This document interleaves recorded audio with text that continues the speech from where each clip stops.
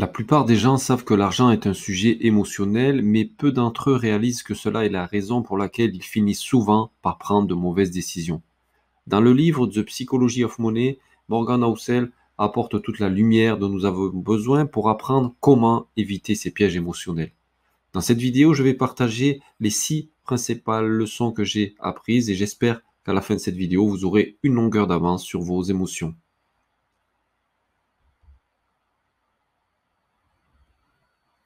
Morgan raconte l'histoire d'un homme qui est arrivé dans une super voiture à l'hôtel où il travaillait. Il conduisait une Porsche. À sa grande surprise, une semaine plus tard, le même homme s'est présenté dans une vieille voiture. Il s'avère que cet homme avait une grosse dette pour payer la voiture et quand il s'est heurté à des problèmes financiers, il a dû la vendre. Cet homme voulait clairement avoir l'air riche au lieu de vouloir être riche. Voyons maintenant la différence. Nous jugeons généralement la richesse des gens par ce que nous voyons. Quand on voit quelqu'un dans une super voiture, comme l'homme de l'histoire, on suppose qu'il est riche. Mais la seule chose que nous savons réellement, c'est que cette personne a dépensé plus de 100 000 euros pour faire l'acquisition de sa voiture.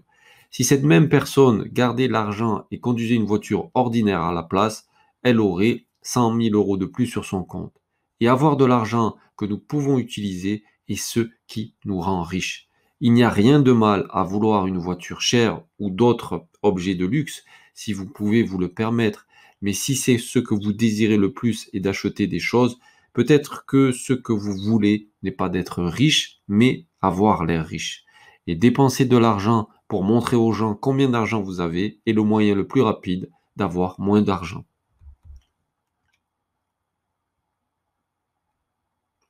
Nous avons tous entendu l'expression l'argent ne fait pas le bonheur. Et bien que nous soyons d'accord ou pas d'accord avec ce dicton, je pense que nous pouvons tous convenir que l'argent peut acheter quelque chose de beaucoup plus précieux et qui est la capacité de contrôler la façon dont nous passons notre temps. Plus que notre salaire, plus que le prestige de notre métier, faire ce qu'on veut, quand on le veut, avec les gens que l'on souhaite, en est une des choses qui apporte le plus grand bonheur. Et c'est un privilège que nous pouvons tous avoir si nous sommes assez riches. Mais ce n'est pas la seule chose que l'argent peut acheter.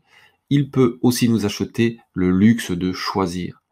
Les salariés qui vivent de chèque de paie en chèque de paie ne peuvent pas se permettre de prendre quelques jours sans travailler car cela peut signifier ne pas avoir assez d'argent pour payer les factures. Les gens qui ont peu d'épargne n'ont pas beaucoup de temps de chercher un nouvel emploi au cas où ils seraient licenciés et pourraient se retrouver avec un travail stressant qu'ils n'aiment pas.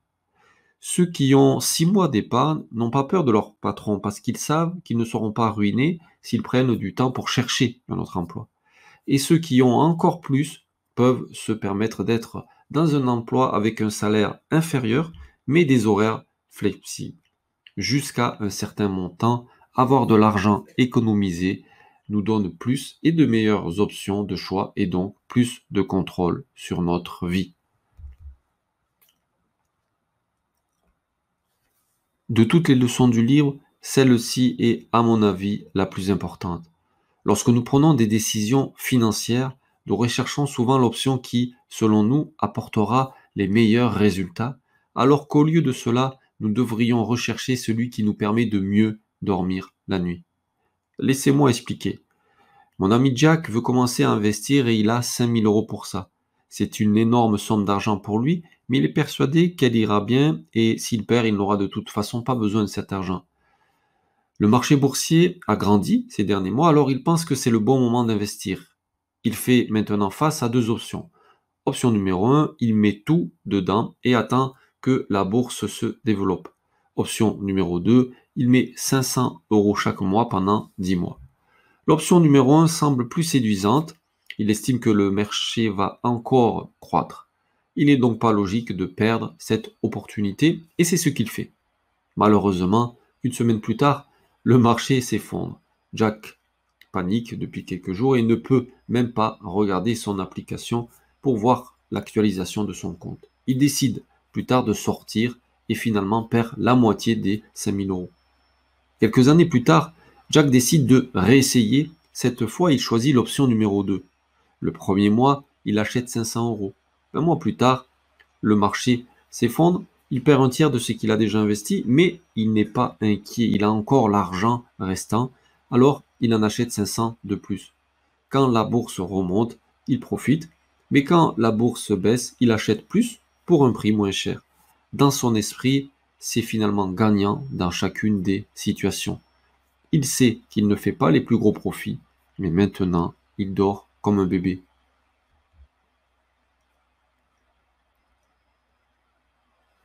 Chaque investissement que nous faisons a un prix caché.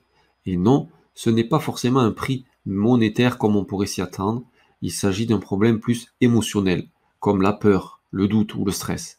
Le problème est que la plupart du temps, nous n'en sommes pas conscients jusqu'au moment de payer. Donc au lieu de regarder comme une redevance que nous devons payer pour bénéficier de l'avantage, nous avons l'impression qu'on nous donne une amende et nous détestons cela. La solution est d'apprendre, pour chaque investissement, quels sont les frais que nous sommes censés payer et quand ils arrivent, être prêts à les payer. Laissez-moi partager un exemple. J'ai un ami, Matt, qui a acheté un Bitcoin il y a quelques années pour environ 7500 dollars. Matt a cru au projet et a décidé d'investir avec cette somme d'argent. Il était plutôt content de son choix au début car le Bitcoin a doublé pour atteindre 15 000 dollars. Mais quelques mois plus tard, il a chuté pendant toute une année entière, atteignant le fond vers 2500 dollars. Matt a souffert. Chaque fois qu'il est allé sur son téléphone, ouvrir l'application et vérifier le prix du Bitcoin, il a pleuré dans son fond intérieur. À chaque fois qu'il baissait de 10%, ses jambes tremblaient. Matt a remis en question à plusieurs reprises ses choix et s'il devait vendre ce qui lui restait. Mais finalement, il a tenu. Et 3 ans plus tard, le Bitcoin s'est lentement rétabli pour atteindre un nouveau record aux alentours des 55 000 dollars, apportant une nouvelle confiance au visage de Matt. Cela semblait maintenant facile, il n'avait qu'à acheter et attendre.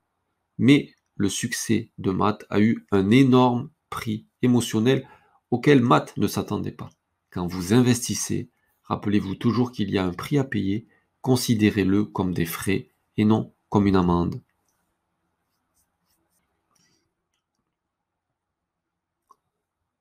Faisons connaissance avec deux investisseurs. Le premier est père, a un bon travail et cherche un moyen d'utiliser ses économies et de générer de la richesse dans les prochaines années. Nous l'appellerons l'investisseur long terme. À droite, nous avons un homme d'une vingtaine d'années. Il vient de commencer à travailler et a beaucoup de temps libre, le temps de suivre la bourse. Il aime faire des trades quotidiens pour gagner quelques euros supplémentaires. Nous l'appellerons l'investisseur à court terme.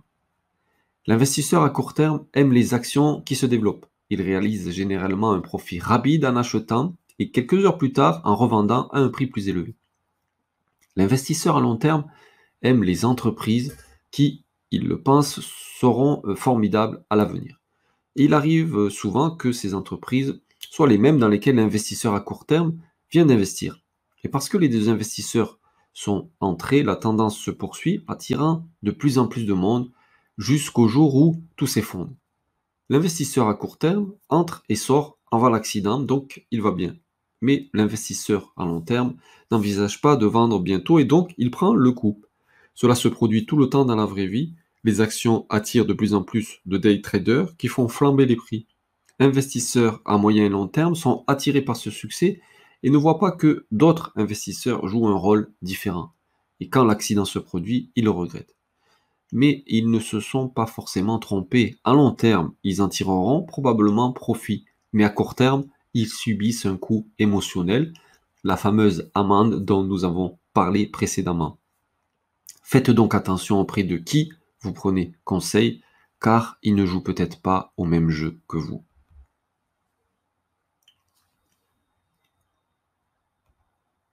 Un de mes amis, Eric, n'a jamais été prudent avec son argent.